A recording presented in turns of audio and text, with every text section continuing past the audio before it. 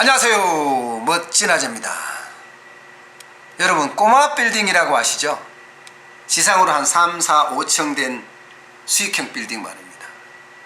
요즘 이 꼬마 빌딩이 경기 침체에 직격탄을 맞고 있다고 합니다. 상가 임대료가 뚝뚝뚝 떨어지니까 말입니다. 잘 나가는 상권도 전통 상권도 신흥 상권도 모두 할 것 없이 지금 막 무너지고 있잖아요. 그러니까 임대료도 뚝뚝뚝뚝뚝 떨어지는 거예요. 무려 말입니다. 50%까지 임대료가 떨어진 것도 부지기수입니다. 그만큼 현장의 자영업자 소상공인의 경기는 안 좋고 그에 따라서 꼬마 빌딩의 수익률도 엄청 나빠지고 있는 거죠.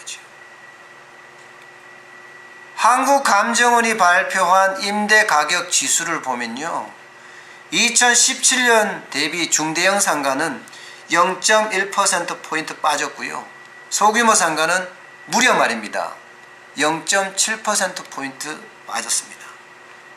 집합상가는 0.3%포인트 하락했고요. 이 중에 바로 소규모 상가입니다. 꼬마 빌딩에 들어가 있는 자영업자 소상공인은 사실 소규모 상가가 많거든요. 그런데 여기에 임대 가격 지수가 0.7%포인트 빠졌다는 것은요, 실제로 임대료가 뚝뚝 떨어지고 있다는 뜻이에요.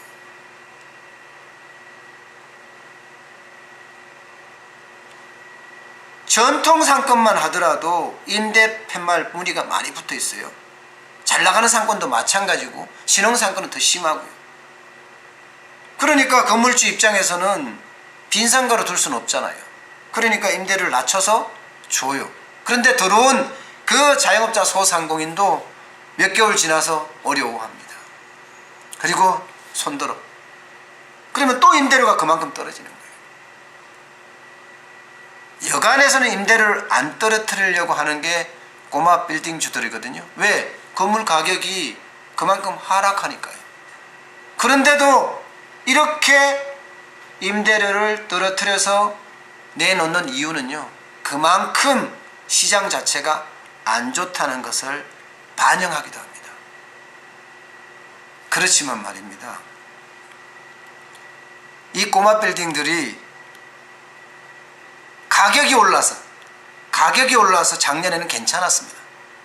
실제로 보면 투자 수익률이 오피스가 있는 그런 꼬마 빌딩들의 투자 수익률은요 0.21% 올라가고요, 1.96%의 투자 수익률을 올리고 있고요, 또 중대형 상가는요 1.75%나 돼요.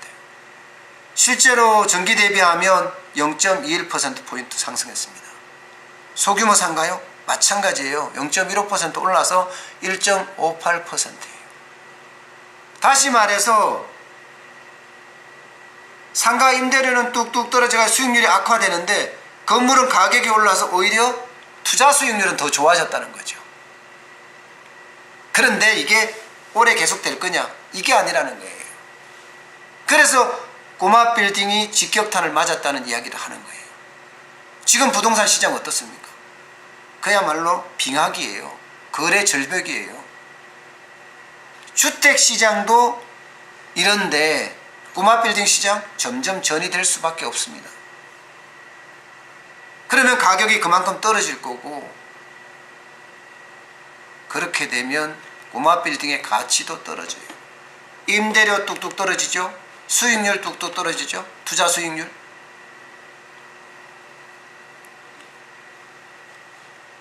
결국 경기 침체로 인해서 그동안 진짜 최고 인기를 구가했던 꼬마 빌딩도 직격탄을 맞고 있는 실정입니다. 사실 40대 50대에게는요 꼬마 빌딩이 꿈이잖아요. 꼬마 빌딩 하나 가지는 게 어떻게 생각하면 평생의 소원일지도 모릅니다. 저도 마찬가지고요. 저도 국밥집을 하고 있거든요. 꼬마 빌딩을 어떻게 하나 인수를 해서 그 1층에다 국밥집을 하면 어떨까 이런 생각하니까요. 그런데 이쪽 자체도 투자가 떨어지고 가치가 떨어진다는 이야기를 들으니까 아이고 이런 생각이 드네요. 아이고 이런 생각 말입니다. 어쨌든 경기 침체 와중에는요 모든 것을 조심해야 되거든요. 투자에 있어서는요 돌다리도 두드려서 가라고 했습니다. 그 저점이 어딘지를 돌다리를 두드려다 보면 나오겠죠. 그때 행동에 나서야 되지 않을까요? 오늘 여기까지 하겠습니다. 고맙습니다.